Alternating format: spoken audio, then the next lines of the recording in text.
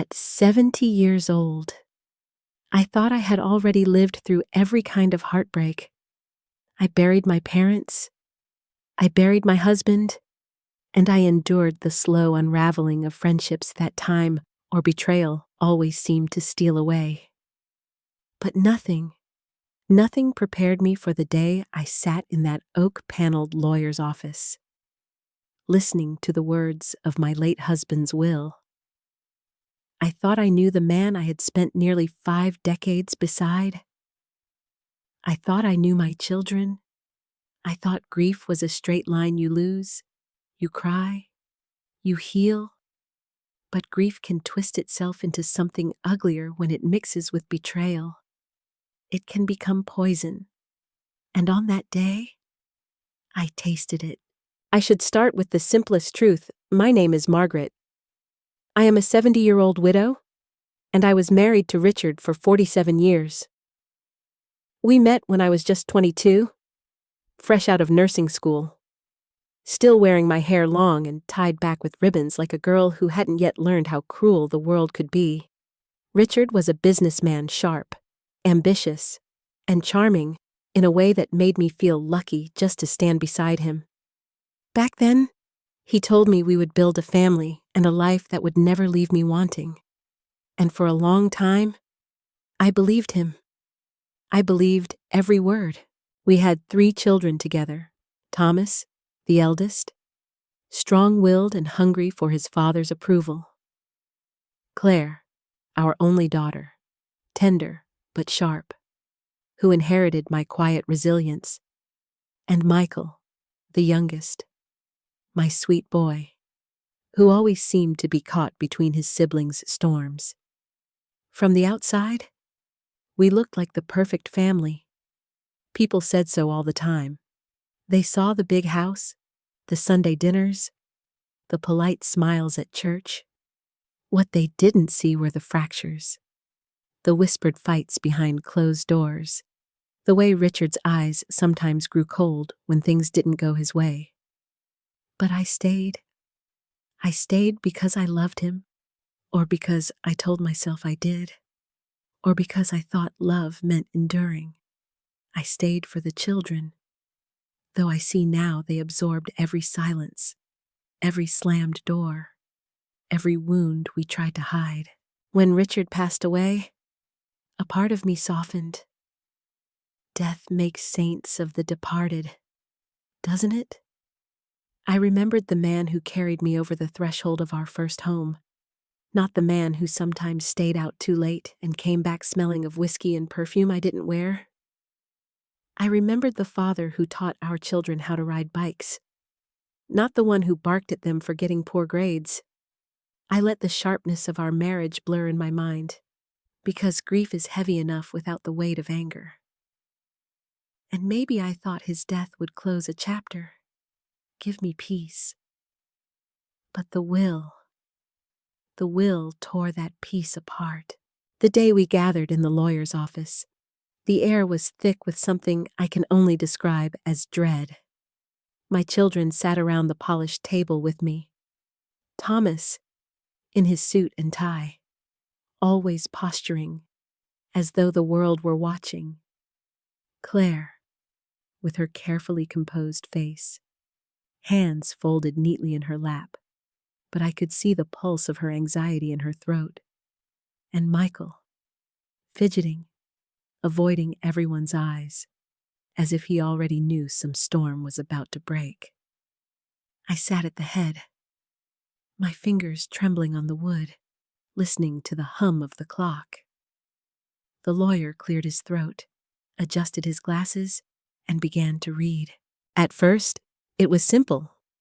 The house would go to me. Of course, a few personal possessions were divided. Richard's watch to Thomas, his mother's brooch to Claire, his fishing rods to Michael. Then the numbers came, the accounts, the stocks, the assets.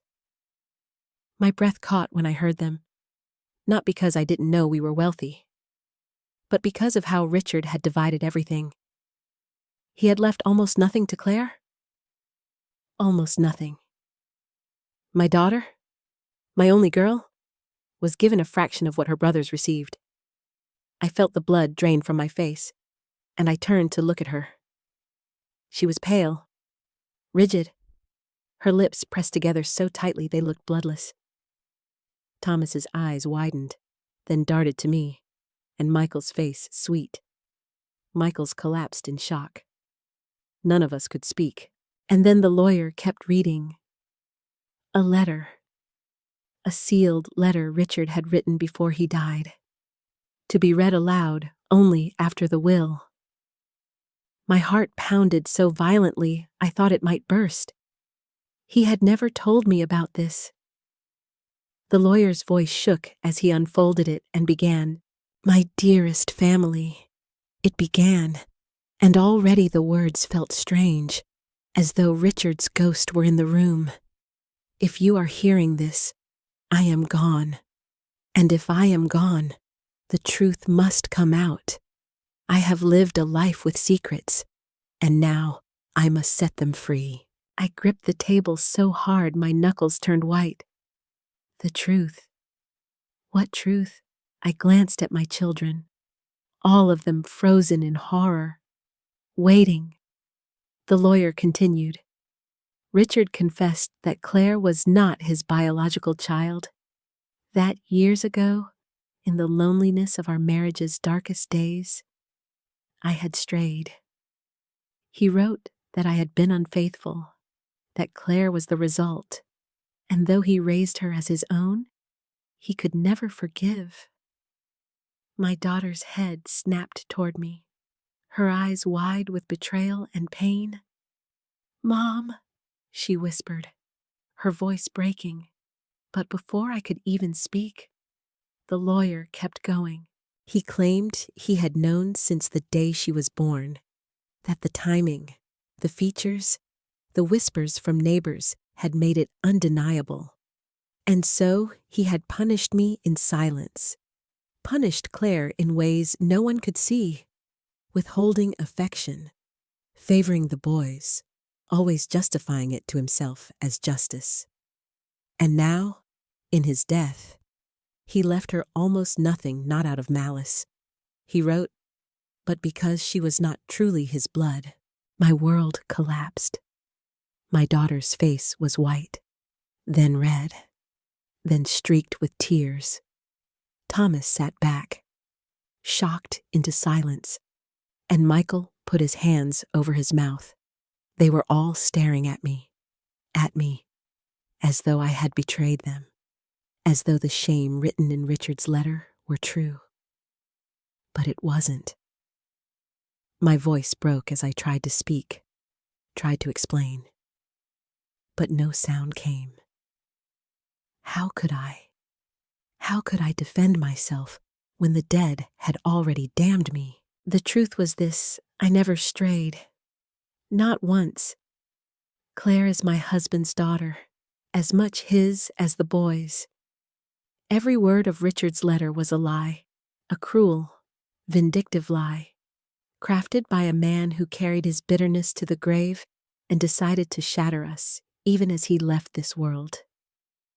But in that moment, with the paper rustling in the lawyer's hands and my children staring at me like strangers, I realized lies are heavier than truth. They settle in people's hearts like stones, and once dropped, they are almost impossible to lift. I opened my mouth to speak, but Claire pushed back from the table, her chair scraping against the floor. "So it's true," she cried. "All those years, the way Dad treated me, the way I felt, was it because of you?" Her voice cracked like glass. I reached for her, desperate, but she pulled away. She ran from the room, and the slam of the door echoed in my chest. I sat frozen, my hand trembling in the empty air where hers should have been. Thomas leaned back in his chair, his jaw tight. He didn't speak. He didn't defend me. Michael, my baby, looked at me with wide, broken eyes, as if he wanted to believe me but didn't know how. And in that silence, I felt something inside me break. I left the office that day with more than just grief for my husband.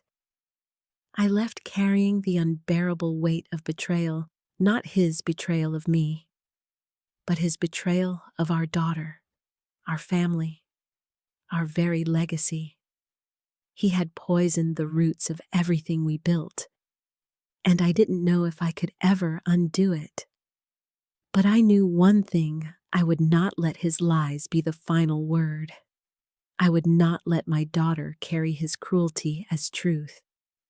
Even if it killed me, I would find a way to expose him for what he had done.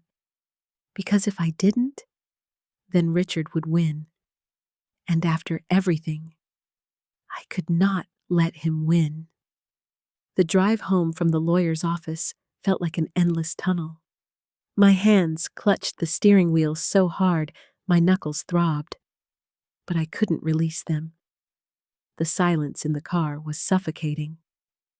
Thomas drove separately. Of course, he always kept his distance when emotions ran high. Michael sat beside me, staring out the window, his reflection pale against the glass. And Claire, my Claire, she wasn't with us. She had stormed off into the city, swallowed up by the streets, by her rage, by the lie her father left behind. I kept seeing her face, wet with tears, her voice trembling as she asked me if it was true. That single question replayed like a cruel echo in my mind. So it's true. When I finally pulled into the driveway of our family home, the house looked different to me. For nearly 50 years, it had been my safe place, my kingdom, my battlefield. Every corner held memories, some sweet, some bitter. But that day, it looked like a tomb, a monument to Richard's final betrayal. I sat in the car, staring at the windows, remembering all the nights I had stood there waiting for him to come home, all the mornings I had cooked breakfast for the children while swallowing the taste of my own tears. "Mom." Michael's voice startled me. It was soft, hesitant, like the voice of a little boy. "Is it true?" The question sliced through me. I turned to him, desperate, clinging to the hope that maybe at least one of my children still trusted me. "No, Michael," I whispered, my voice breaking. "No, it's not true. Your father lied. He lied to punish me, and he lied to punish Claire. She is his daughter. She is as much his blood as you are." Michael's eyes filled with tears, but doubt lingered there, a shadow I couldn't push away. That shadow wasn't his fault. Richard had planted it, carefully, deliberately, like poison in the soil of our family, and now it was growing. I didn't sleep that night. I wandered the halls of the house, touching photographs on the walls. The one of our wedding day, me in white lace, Richard grinning beside me, young and full of promises. The one of Thomas graduating, his father's hand heavy on his shoulder with pride. The one of Claire at 8 years old, her hair in braids, holding her science fair ribbon. I stared at that one the longest. Even then, I remembered how Richard had barely looked at her that day, while he boasted endlessly about Thomas. I used to think it was favoritism, that fathers sometimes favored sons. But now I knew it had been punishment. All along, he had believed his own lie, and he had poured that lie onto her innocent shoulders. By morning, I knew I couldn't just sit and let this stand.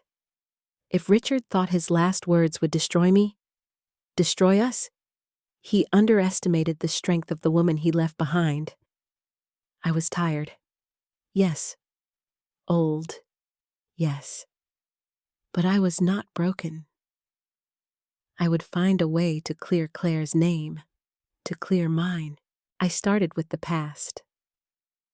I dug out old journals, letters, photographs.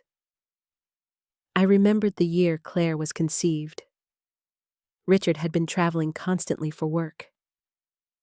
I remembered the accusations he had hinted at in arguments, the way he sometimes muttered about loyalty and betrayal when he drank. I realized then that he had probably convinced himself long ago that I had been unfaithful, even without proof. Perhaps he wanted it to be true, because it gave him an excuse to treat me coldly, to punish Claire, to nurse his bitterness like a flame. But bitterness leaves evidence, and I was determined to find it. I went through his old desk, the one in his study that still smelled faintly of cigar smoke. The drawers were stuffed with receipts, business contracts, and scribbled notes. Buried deep, I found a locked metal box. My heart pounded as I pried it open with trembling hands. Inside were papers, old letters, photographs, and a stack of envelopes tied with a string. My breath caught as I recognized my own handwriting on some of them, letters I had written to him in our early years of marriage, begging him to come home earlier, telling him about the children's milestones, promising him my devotion. He had kept them, but he had also written angry notes in the margins, bitter words accusing me of lies I had never told, sins I had never committed. At the bottom of the box was a single envelope, unmarked. Inside was a letter Richard had written but never sent. It was addressed to his brother, Paul. My hands shook as I unfolded it. In the letter, Richard poured out his suspicions, accusing me of sleeping with another man, insisting Claire could not be his. He claimed he had confronted a neighbor once, a man named Daniel, who had been kind to me when Richard was away. Richard wrote that Daniel's eyes lingered on me too long, that he was sure something had happened. But it was all speculation, paranoia. Nothing in the letter was proof. Nothing but the ramblings of a jealous, bitter man. I crumpled the paper in my hands and sobbed.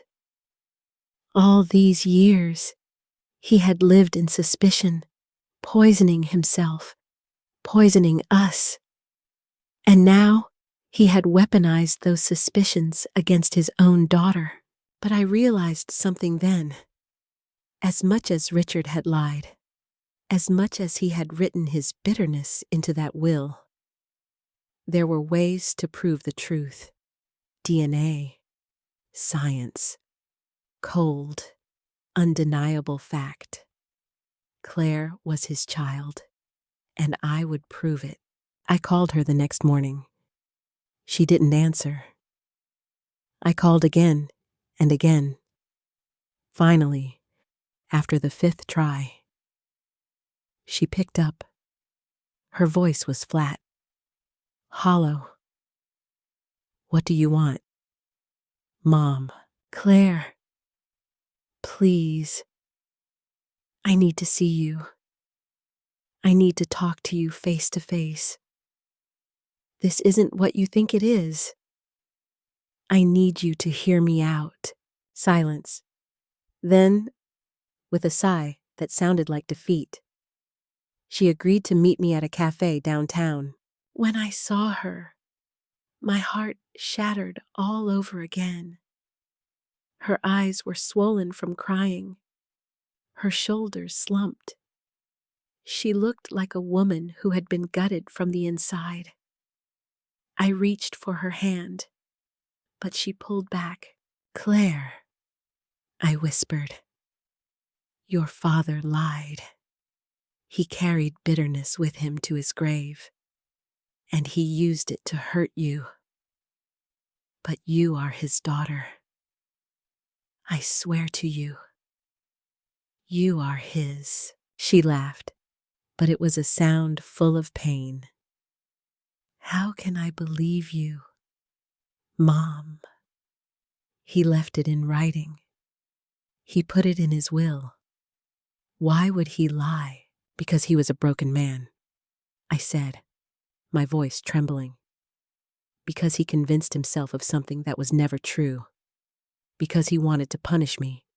And in doing so, he punished you. But I will prove it. I will prove it to you and to everyone. We can do a DNA test. It will show the truth. Her eyes flickered, the faintest spark of hope. But then her face hardened again. And if it doesn't, she whispered. It will, I said, with a conviction I barely felt but knew I had to hold. It will.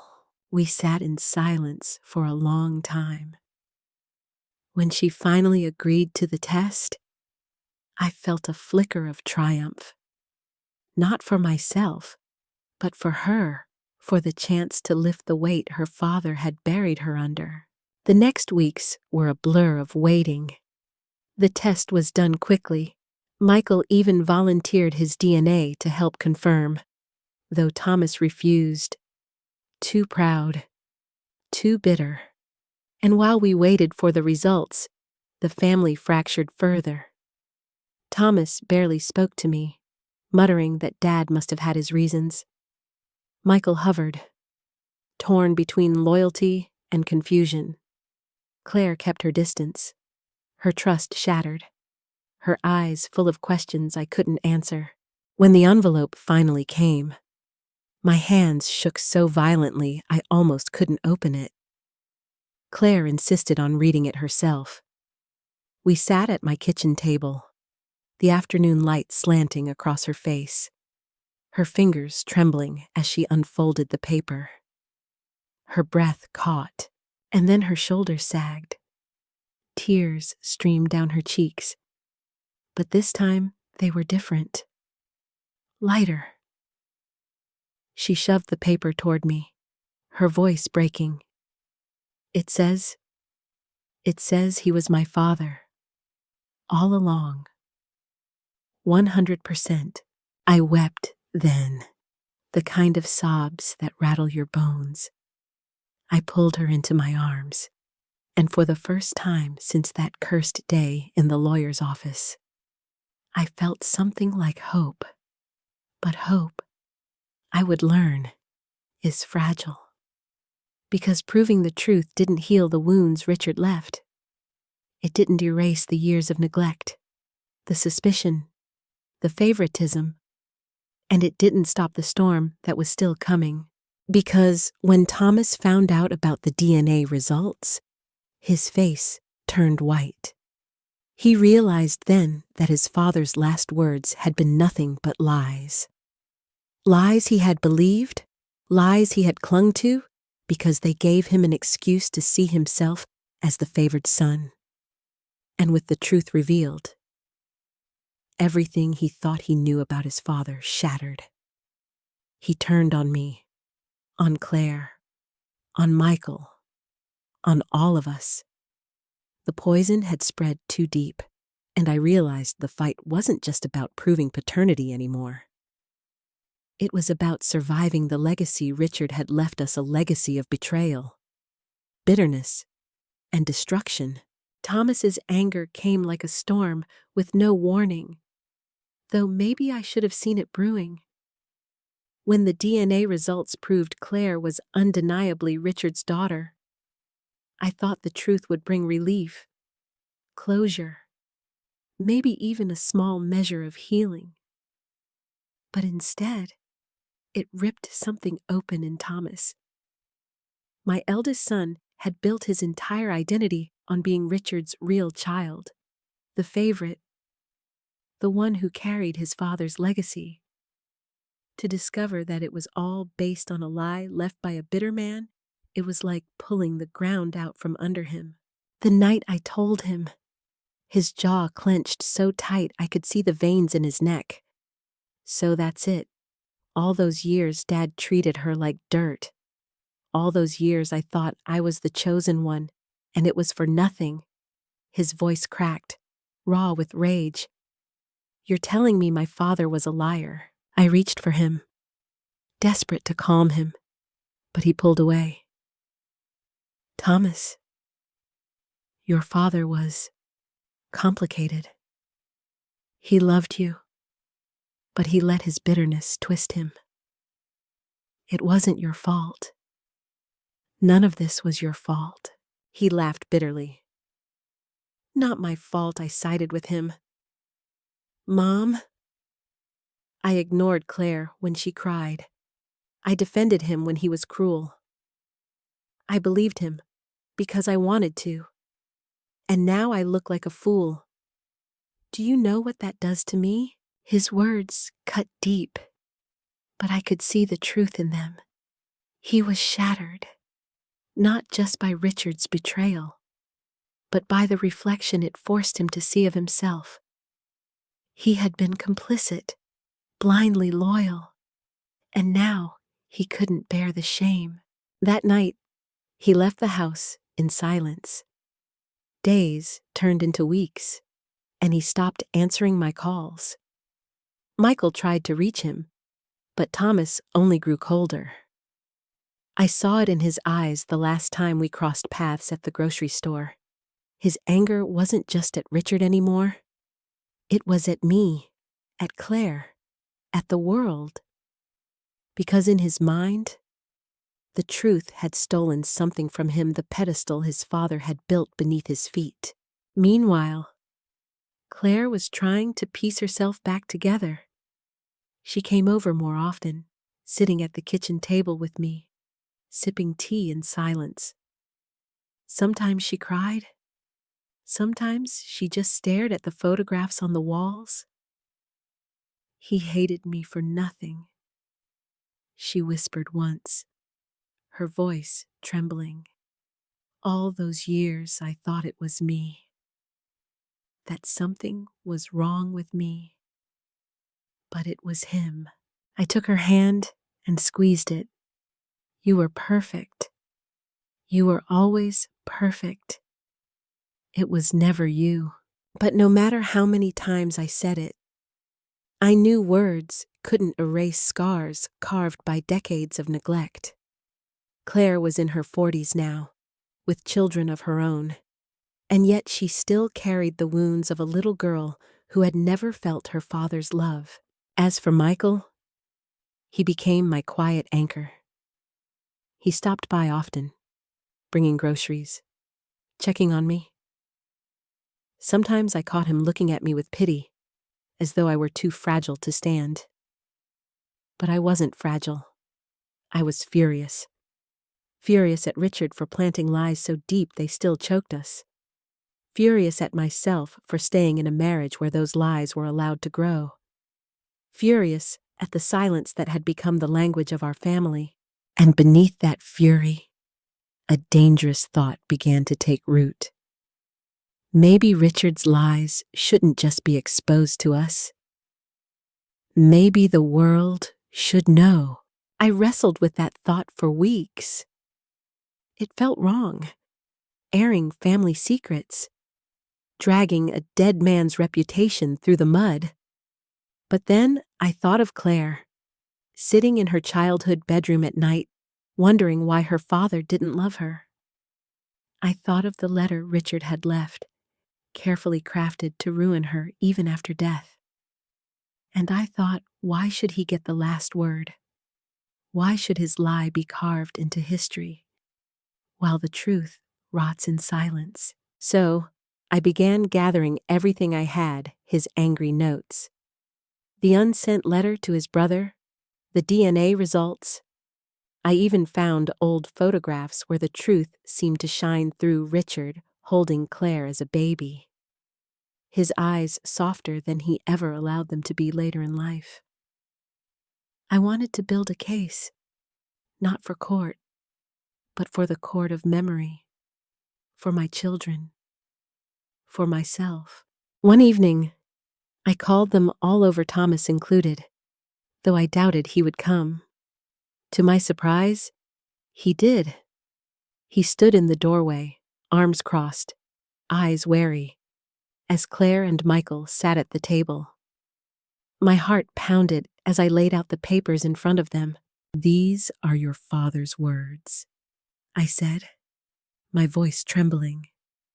"These are his lies, his suspicions, the poison he carried.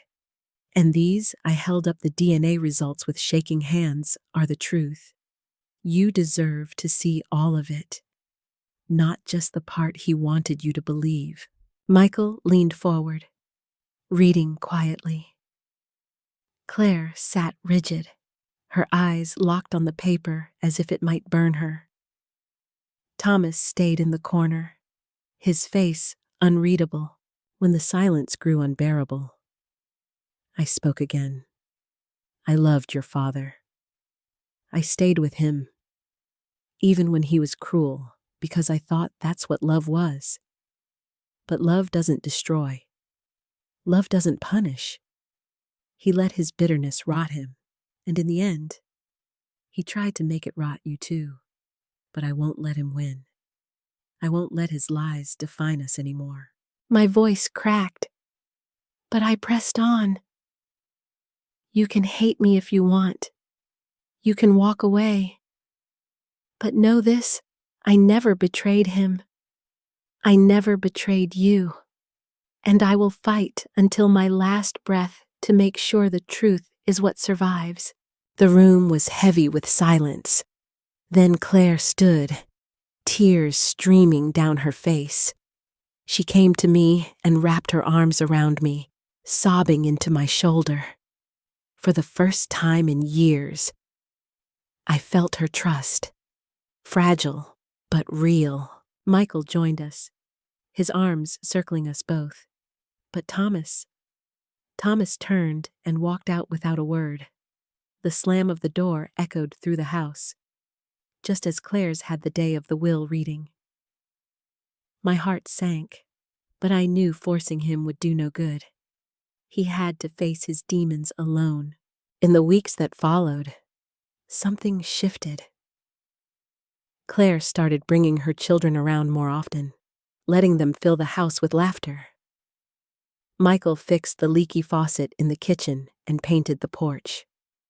For the first time in decades, the house felt alive.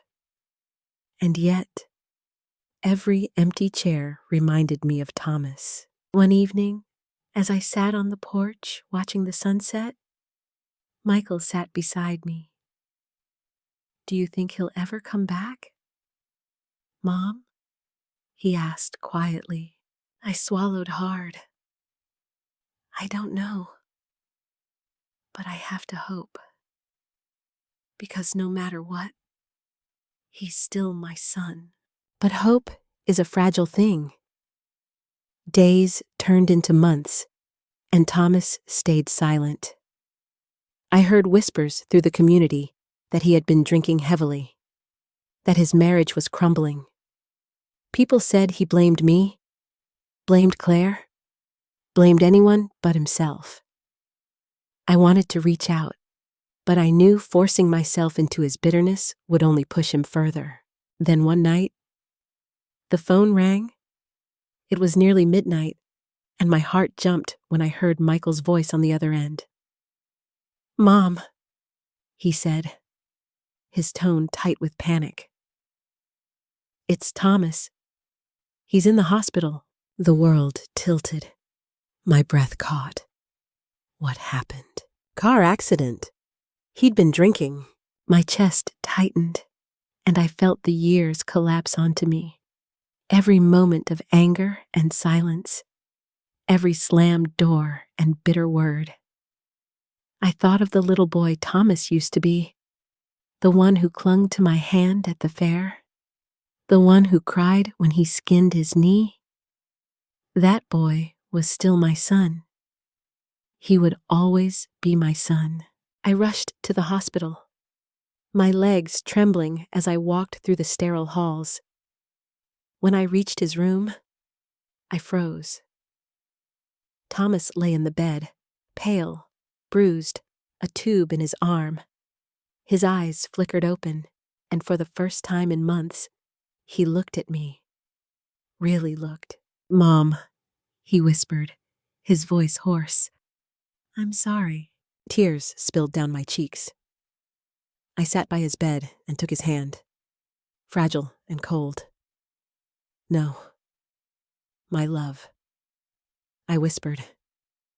"I'm sorry. I should have fought harder. I should have protected you from him, from his lies. But I'm here now. I'll always be here." He squeezed my hand weakly, and in that moment, I saw the boy he used to be.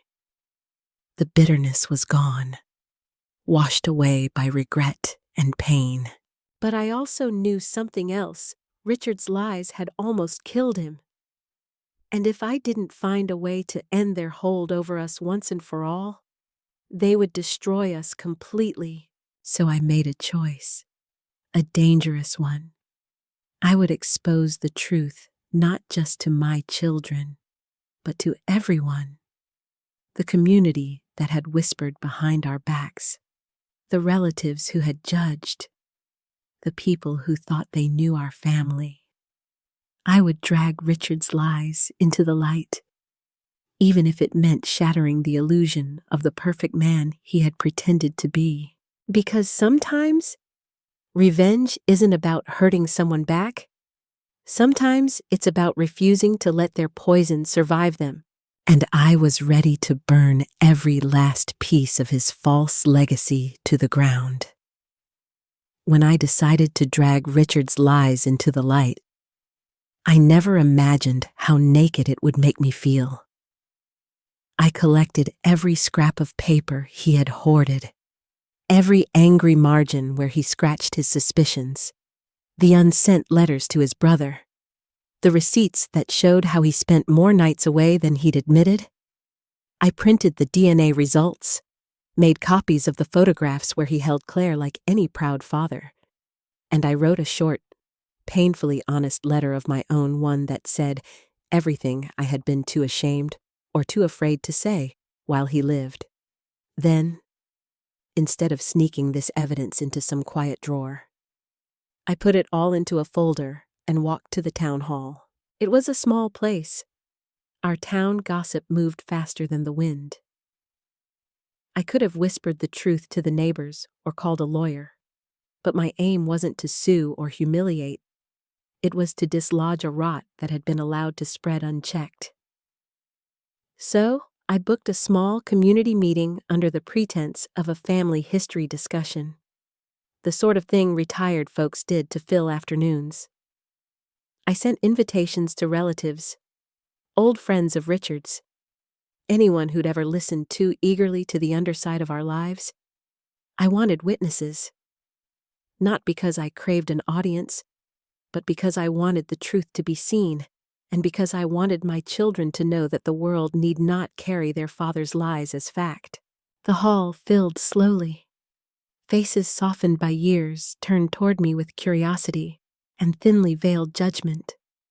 Thomas sat in the third row, his posture rigid, eyes like flint. Claire came in quietly with two of her children, hands clenched so tight her knuckles whitened. Michael arrived late, running a hand through his hair, relief lifting his face when he saw me. I felt small under the ceiling lights, but the folder on my lap felt heavier than any pillow I had ever carried through grief. I spoke first in the way I always have, plain, stumbling, real. I told the story of meeting Richard, of the good years and the bad, of the notes and the long silences. When the murmurs started, I ignored them. I laid out the timeline, the unsent letters, the photos, and then the paper with the lab's stamp cold. Clinical DNA proof that Claire had been Richard's child. I read passages from his letter out loud, the sentences that named Claire as not truly his blood. And I watched the faces in the room change. Some people looked scandalized. Some looked ashamed that they had believed gossip. A few did not look at all. They studied the floor, unwilling to face what their ears had once accepted. Thomas's face went pale, then red, then blank. He stood so abruptly that his chair scraped, and for a moment I feared he would storm out. Instead, he walked to the front and faced the room, not me, but the crowd that had chewed on our family for decades. "I believed him," he said quietly, the words trembling. "I believed my father. I let it make me cruel. I let it make me blind. I want to apologize." His voice cracked, and I saw a truth that was not proud but necessary. Sometimes people must embarrass themselves in public to learn. He sat down, head bowed, and something in him loosened. It was not a full repair. No single moment can stitch up decades, but it was a beginning. The night reached its emotional peak when Claire stood up. She moved slowly to the microphone, her hands shaking as she smoothed the paper in front of her. She spoke in a voice that was both small and enormous. She spoke about being a little girl who reached for a father's hand and was often left reaching. She spoke about the ache of wondering if she was enough. She spoke about the freedom the DNA gave her, not just the fact of it, but the reclamation of a life falsely explained by someone else's bitterness. The room was silent, save for the occasional gasp and the soft, racking cough of someone trying not to weep aloud. After the meeting, people came to talk. Some apologized for the times they had repeated ugly rumors. Some reached out with stories of their own fathers, their own misjudgments. It was messy and human and, in the weirdest way, healing. Thomas stayed behind, and for the first time we talked, not like a mother lecturing a son, but like two broken people trying to forgive. He said he had been afraid that if he admitted his complicity, he might be hollowed out. I told him I had been afraid too. But that fear had no place in the graveyard of a family. Weeks turned into months after that night. The house slowly resembled home again in ways I had not thought possible. Claire's children played in the yard. Their laughter, high and bright, seemed to stitch the shingles back on the roof. Michael took to bringing me coffee sometimes and sitting with me in the mornings while we watched the light hit the garden. Thomas came and went, some days steady, some days slipping back into old shadows, but he came. He began to confess the ways his father's lies had carved habits in him and to work against them. It was not grand or cinematic. It was the quiet work of showing up. As for me, the revenge I had sought was never sweet. It wasn't about humiliation or retribution. When I pushed Richard's words into the open, I felt a catharsis. Yes, a ripping out of a growth that had poisoned the house, but I also felt the sting of public grief, of remembering that the man people had admired could be so small, so cruel. It was lonely to stand in that truth, but in the loneliness, I discovered a steadier thing, the power to choose what I would nourish next. There were moments when I wondered if exposing the truth had been selfish, whether I had opened wounds that would never properly heal. But then, I would watch Claire tuck a strand of hair behind her child's ear with fierce tenderness, and I would know that the risk had been worth it. Children should inherit roots that feed them, not thorns that strip them. I thought about the legacy we pass down, not of money or property, but of how we teach our children to handle the dark things people do. My decision taught them that truth, messy and hard, is worth fighting for. That silence often serves the powerful and the cruel. The climax of our family's ruin was not a courtroom drama or a public spectacle. It was quieter, a hospital room where Thomas apologized, a kitchen table where Claire and I mended in small ways, a town hall where neighbors admitted they had judged wrongly. The real victory was the slow, stubborn reclaiming of dignity. Richard's last letter sat in a drawer where once it had exercised power. Now it lay impotent, a relic with no authority, because we had stripped it of its ability to define us. I learned something crucial through all this: revenge does not always look like getting even. Sometimes it looks like refusing to let a lie become the story. Sometimes it looks like choosing love every day in the aftermath of someone else's cruelty. I could have let bitterness take root in me as it had in him. Instead, I chose to use my remaining years to mend, to speak, to insist on truth. That choice did not erase the past, but it softened the future. If there is a final irony in the tale, it is that Richard wanted to control our story even in death. He wanted his last breath to be the final chapter. He failed. We reclaimed that chapter and rewrote the ending with ordinary acts of courage: the filing of DNA, the reading of unsent letters, the owning up by a son, the forgiveness that followed not as forgetting, but as a decision to rise above. I do not pretend we are perfectly healed. There are quiet nights when grief still sits heavy on the windowsill. There are anniversaries that feel like wounds, but there is also an odd peace that comes from having cut away rot and planted something honest in its place. To anyone watching who has felt small because of someone else's story, you do not have to carry their verdict. Speak, if you can. Gather the facts. Gather your courage. Let the truth be messy. Let it be loud if it must. But don't let it kill your heart. Choose, instead, to live in a way that honors the people you love. I chose that. It cost me pride, sleepless nights, and public exposure. But it gave me back my daughter, my sons in part, and a home that no longer smelled of secrecy. If this story touched you, please, in the spirit of honest healing, like this video. Share it with someone who needs to hear a reminder that truth matters. Subscribe to this channel if you want more real stories about the messy work of family and forgiveness. And leave a comment below, telling me, have you ever had to fight for the truth in your family? Your voice might be the one that helps someone else find theirs. Thank you for listening to my truth. It has been the hardest thing I have ever lived, and also the most necessary.